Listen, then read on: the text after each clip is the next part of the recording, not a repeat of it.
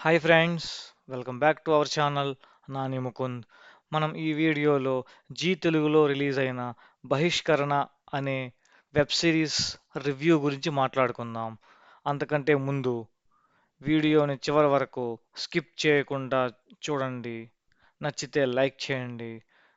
కొత్త వాళ్ళు ఎవరైనా చూస్తుంటే సబ్స్క్రైబ్ చేసుకోవడం మాత్రం మర్చిపోకండి.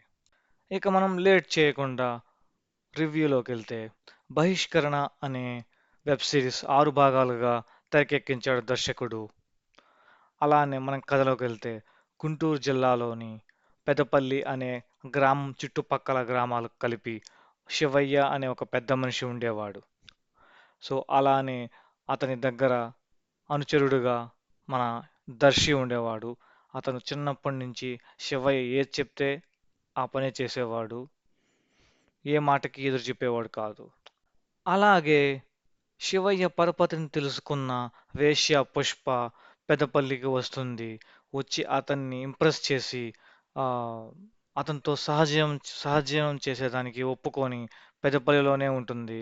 సో తనకి కావాల్సినటువన్నిటిని దర్శి చూసుకునేలా శివయ్య ఆ, అతన్ని దర్శిని ఏర్పాటు చేస్తాడు. సో దర్శి ఏం చేస్తాడంటే, మన వేశ్య పుష్పతో దగ్గరగా దగ్గరగా ఉండడం, వీళ్ళిద్దరి మధ్య కొంత లవ్ అనేది, ప్రేమ అనేది చిగురించి ఆ, వాళ్ళిద్దరు పెళ్లి చేసుకుందామని డిసైడ్ అవుతారు.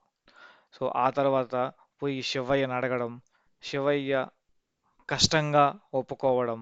సో ఈ మధ్యలో ఆ, వాళ్ళ పెళ్ళి ఆగిపోద్ది. సో అది ఎందుకు ఆగిపోద్ది?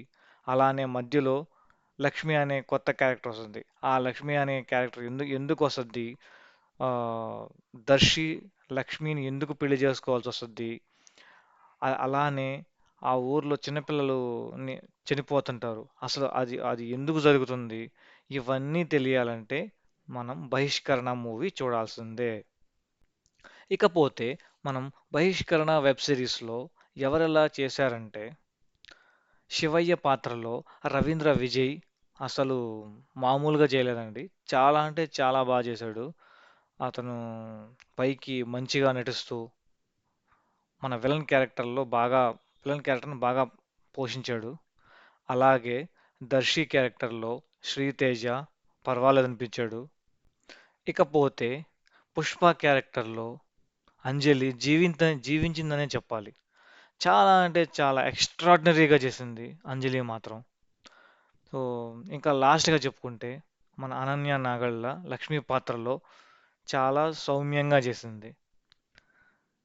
ఇదండి ఈ మూవీ రివ్యూ. సో మన ఫైనల్ రేటింగ్ అయితే, ఒక్కసారి మాత్రం చూడొచ్చు ఈ వెబ్ సిరీస్ని, అంతే friends. Thank you. Bye bye.